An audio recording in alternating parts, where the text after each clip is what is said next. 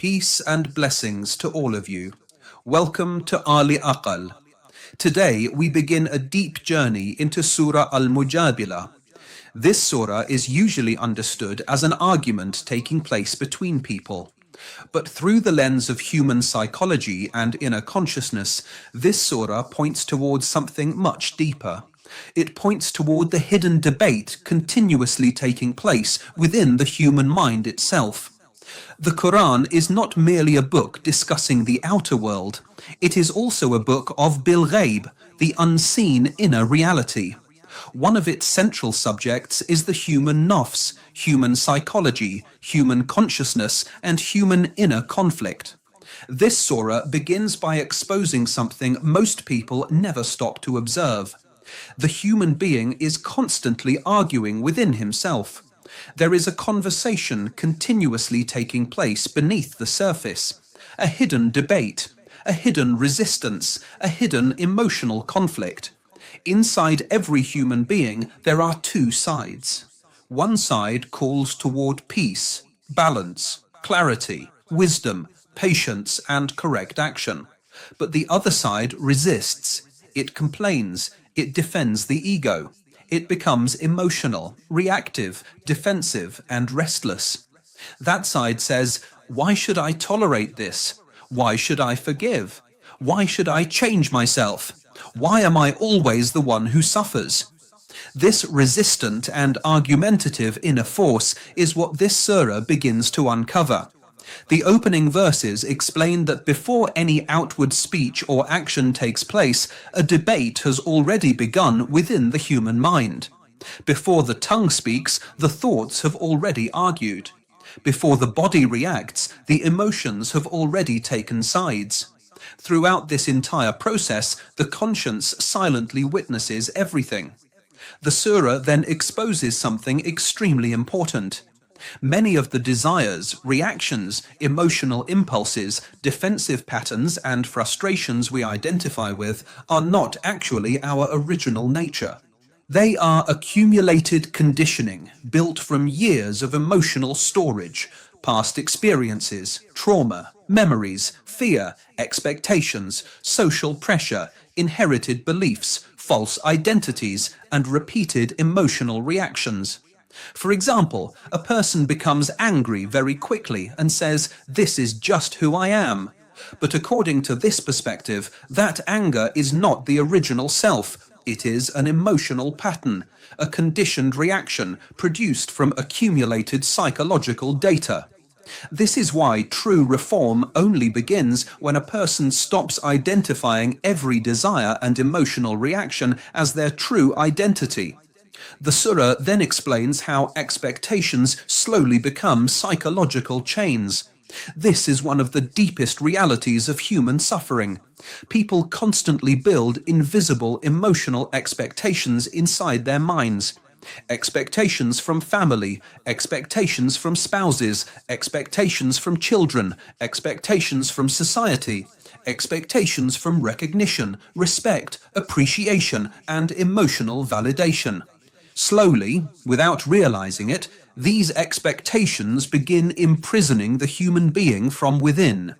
A person says, "I expected appreciation, I expected loyalty, I expected understanding, I expected people to behave according to my desires." But every expectation silently creates attachment, and attachment slowly becomes emotional slavery.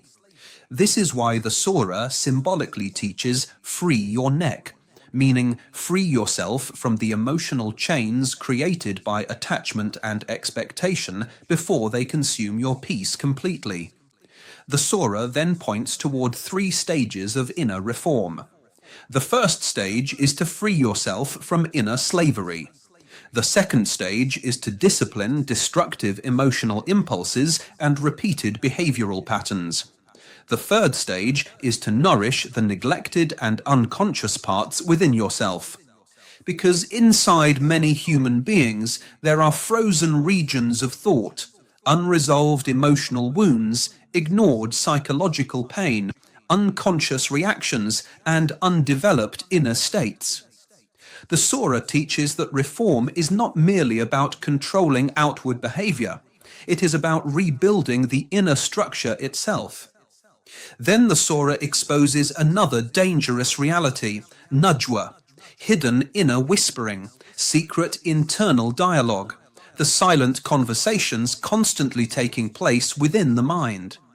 Not every inner conversation is harmful, but when self-talk becomes revengeful, ego-defensive, deceptive, hateful, manipulative, or emotionally destructive, it begins pulling the human being into darkness. For example, they insulted me.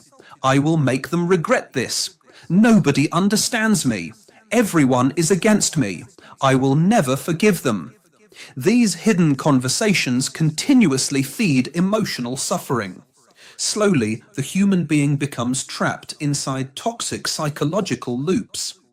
The surah warns against repeatedly returning to these inner cycles because negative inner dialogue does not merely misguide the human being. It also fills the mind with anxiety, heaviness, suspicion, emotional exhaustion, restlessness, and sadness. Then the surah teaches something extraordinary.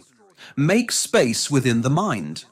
Traditionally, this verse is understood as making space in gatherings, but psychologically, it points toward expanding consciousness itself. If the mind is overcrowded with ego, fear, jealousy, inherited beliefs, defensive thinking, and emotional conditioning, then how can higher understanding enter? How can truth enter? How can clarity enter? How can awakening enter? This is why the surah calls the human being toward expanded awareness. Make space for truth. Make space for self-reform.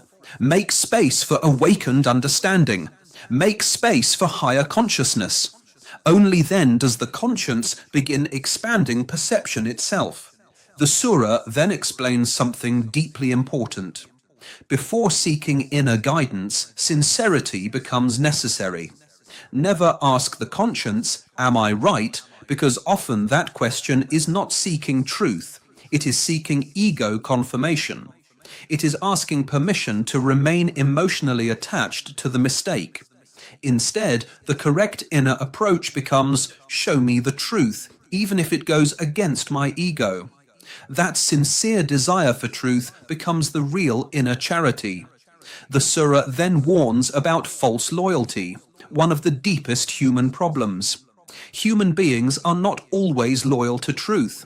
Very often they become more loyal to inherited beliefs, family conditioning, social identity, group pressure, tribal thinking, ego identity, old trauma, and false pride.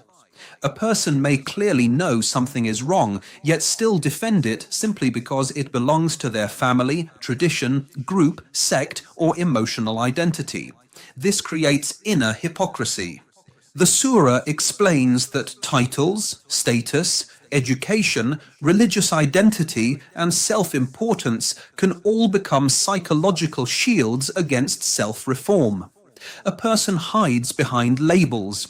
I know better. I am educated. I am experienced. I am religious. But these identities can become barriers preventing honest self-observation. The surah then explains something deeply powerful. Falsehood only dominates when the human being slowly disconnects from conscience itself. When the conscience is ignored repeatedly, the inner system becomes clouded, and eventually the human being begins defending the very thing destroying his peace.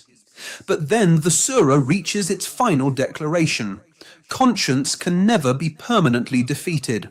A human being may suppress it, ignore it, silence it temporarily, or distract himself from it. But truth always returns. It returns through guilt, awakening, realization, emotional pressure, clarity, and inner collapse, because the conscience can never be erased. Eventually, every human being is forced to confront the hidden conversations continuously shaping their inner world. The surah concludes by explaining that a truly awakened mind cannot remain loyal to falsehood, even when falsehood comes through emotionally familiar paths. As blind conditioning slowly dissolves, inner peace begins emerging. Clarity begins expanding. The inner burden slowly begins lifting. The human being gradually reconnects with balance. This is the true success the surah points toward, because the voice you silently make space for within yourself eventually becomes your world. Your destiny is shaped by the hidden conversations continuously running within your thoughts. After oppressing the conscience, the ego presents itself as the victim, and desire becomes the reckless child of the ego, forcing the conscience to suffer while the ego itself cries out, pretending to be oppressed. Thank you for watching. If this reflection resonated with you, then please like, subscribe, and follow Ahle Aqal for more deep explorations into the Quran, psychology, conscience, and human consciousness. And if you would like to support our work, your support would truly be appreciated. There is a Buy Me a Coffee link available in the channel bio. Peace and blessings to all of you.